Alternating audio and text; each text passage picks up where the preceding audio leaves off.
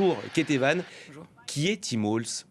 Eh bien, c'est le gouverneur du Minnesota. Alors, il n'a peut-être pas une notoriété très développée aux États-Unis, mais dans les cercles politiques, c'est totalement le cas. Il a 60 ans et il a d'abord passé une douzaine d'années comme représentant à la Chambre. Il a été élu en 2006, réélu 5 fois dans un district qui était avant détenu par les Républicains de façon très constante. Et ensuite, il est devenu gouverneur du Minnesota en 2018, réélu en 2022. Il est assez populaire parmi les gouverneurs. Il est notamment le président de l'association des gouverneurs démocrates. Donc, notoriété sur la scène politique américaine. Et il a commencé depuis quelques semaines à avoir encore plus une notoriété nationale pour le grand public et notamment pour une petite phrase dans une interview donnée fin juillet où il a qualifié les républicains de bizarre. Et en fait, ça a été complètement récupéré par la campagne de Kamala Harris et c'est devenu un peu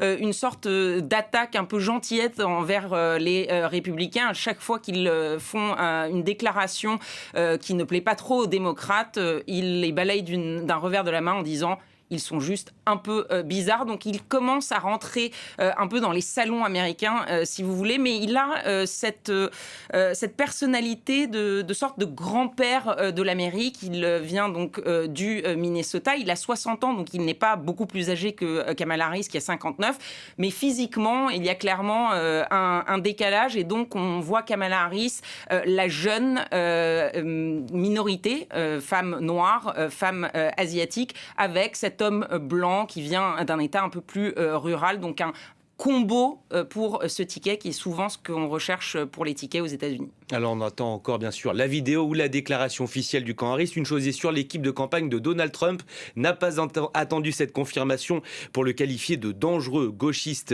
extrémiste. Vous nous avez notamment expliqué ses points forts par rapport à Tim Shapiro. Peut-être quelles sont les différences entre les deux ? Eh bien, Josh Shapiro, le gouverneur de Pennsylvanie, lui était beaucoup plus jeune, 51 ans, peut-être un peu plus modéré, et on le voit avec les termes employés par Donald Trump, que les attaques vont se porter sur la politique de Tim Walz plus que sur sa personnalité.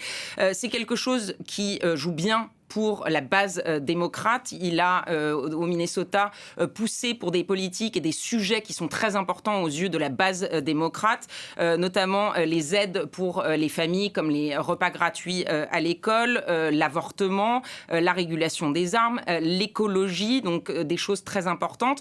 Mais c'est quelque chose aussi qui pourrait se retourner contre lui ou contre eux, contre Kamala Harris, puisque ça renforce cette attaque des républicains qui était déjà une attaque qu'ils avaient contre Kamala Harris, qui est que c'est une dangereuse gauchiste de Californie. Et là, d'ailleurs, dans les 3 ou 4 mails qu'on a déjà reçus de l'équipe de campagne de Donald Trump, il y a dangereux gauchiste radical. Pire que Kamala Harris, il va ramener l'enfer sur Terre. Donc, toujours dans la nuance. Toujours dans la nuance, et c'est le cataclysme avec lui. Ceci dit, c'est très important de le dire. Alors certes, le Minnesota, c'est plutôt démocrate, en tout cas sur les dernières élections, mais c'est un État qui est proche du Wisconsin, du Michigan, des États clés, et aussi proche de l'ouest de la Pennsylvanie, qui est un autre État clé, qui est l'État dans lequel il y aura le premier meeting ce soir, dans quelques heures, de Kamala Harris avec Tim Walz, si tant est que ça soit officiellement confirmé, mais a priori, ça devrait être ça, le ticket Harris-Walz. Et on va continuer de suivre ça, bien sûr, avec intérêt sur l'antenne de France 24. Merci pour votre éclairage, Ketevan. On part